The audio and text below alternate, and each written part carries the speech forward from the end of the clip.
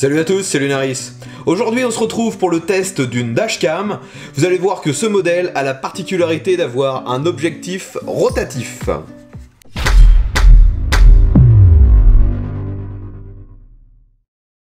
Cette dashcam, c'est le modèle Trekpo T1 de la marque Abox.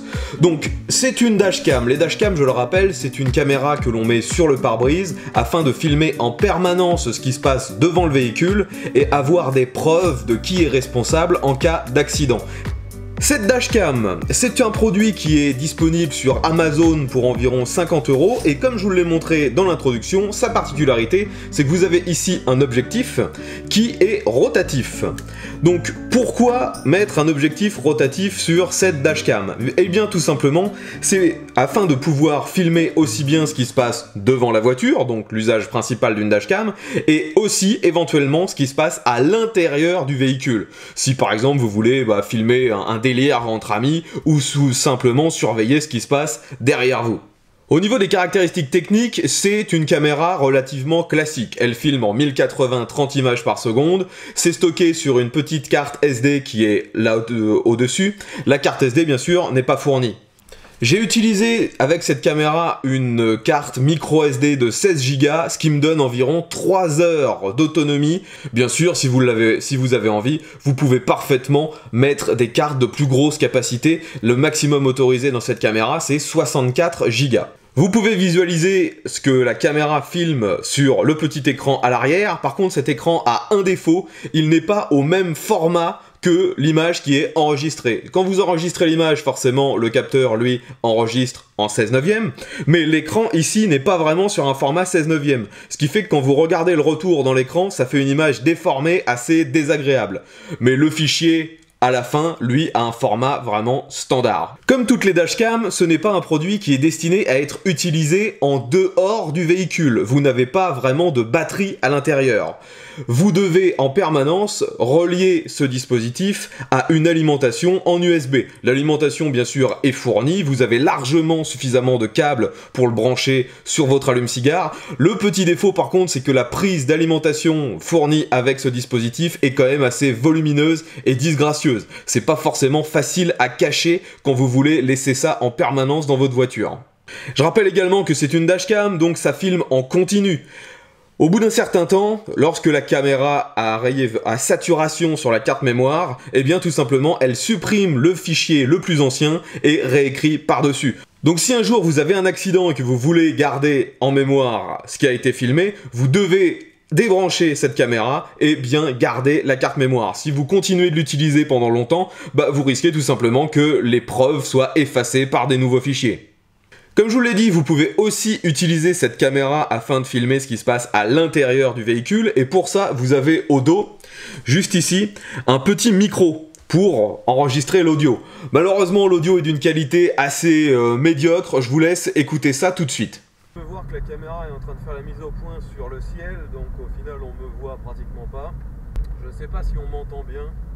Ça m'étonnerait que la qualité audio soit vraiment géniale venant d'une dashcam. La plupart du temps c'est limite inutilisable le son. J'ai utilisé cette caméra pendant environ 3 semaines dans mon véhicule, elle fonctionne parfaitement bien. Elle est assez petite, ce qui fait que vous pouvez l'installer à peu près où vous voulez sur votre pare-brise sans que ce soit trop gênant. Petit point faible par contre concernant l'installation de cette caméra dans le véhicule, la ventouse fonctionne très bien, ça vient pas de là, c'est tout simplement juste avec son objectif rotatif. Vous devez absolument la mettre à un endroit où la caméra filme bien lorsqu'elle est en position vers l'avant, mais aussi où ça filme bien quand vous décidez de vous filmer vous-même l'intérieur du véhicule. Donc ça vous limite un peu sur les emplacements disponibles et ça fait que vous ne pouvez pas mettre ce dispositif juste derrière le rétroviseur central. Vous pouvez voir que la qualité de l'image, comme je vous l'ai dit, c'est du 1080 30 images par seconde, donc c'est tout à fait standard et c'est largement suffisant pour ce genre de caméra. Elle est parfaitement capable de filmer quelque chose de précis sur ce qui se passe vraiment devant vous, donc pour les accidents, aussi bien de jour que de nuit. Là-dessus, j'ai vraiment été agréablement surpris. Même dans des environnements à très faible luminosité la nuit, même juste avec l'éclairage de votre véhicule, ça suffit pour que cette caméra enregistre une image tout à fait exploitable. Pour conclure sur cette caméra Trekpo T1, je dirais que c'est un bon produit, mais c'est pas un produit exceptionnel. Il ne se distingue pas vraiment de la concurrence, mis à part avec cette caméra qui est rotative, mais est-ce vraiment utile? C'est là la grande question. Moi, personnellement, je n'ai clairement pas besoin de pouvoir filmer l'intérieur du véhicule. Si vous voulez vraiment filmer aussi bien devant que derrière, je vous conseillerais plutôt d'utiliser un système à 2 caméras, ce sera beaucoup plus qualitatif, vous verrez beaucoup mieux ce qui se passe derrière. Et si vous voulez vraiment filmer ce qui se passe à l'intérieur de votre véhicule, une GoPro ou une caméra de sport sera bien meilleure, autant au niveau de la stabilisation, de la qualité de l'image que du son. Donc si vous voulez utiliser cette caméra comme dashcam, ce qui est son utilisation première, je trouve que ça fait parfaitement le boulot, elle est pas trop chère, elle est à 50 € sur Amazon. La qualité de finition est tout à fait acceptable pour un produit à ce prix-là. L'emballage, tous les périphériques, pareil, sont d'assez bonne qualité. À vous de voir si vous préférez payer peut-être un tout petit peu moins cher pour avoir un produit qui n'aurait pas cette fonctionnalité de caméra rotative, ou si vous trouvez un intérêt, et donc là, je vous conseille clairement cette Trekpo T1. Si vous avez des questions concernant cette caméra Trekpo T1, n'hésitez pas, vous me mettez ça dans les commentaires. Si vous êtes intéressé par ce produit, vous trouverez un lien vers Amazon pour vous le procurer. Je rappelle que je n'ai aucun lien avec la marque qui vend ce produit, ils me l'ont juste envoyé afin que je le teste. Je ne touche absolument rien sur les ventes. Merci encore d'avoir regardé ce test, j'espère qu'il vous aura été utile. Si c'est le cas, un petit pouce vers le haut, pensez à partager la vidéo sur les réseaux sociaux, et on se retrouve très bientôt pour un nouveau test. Ve à tous!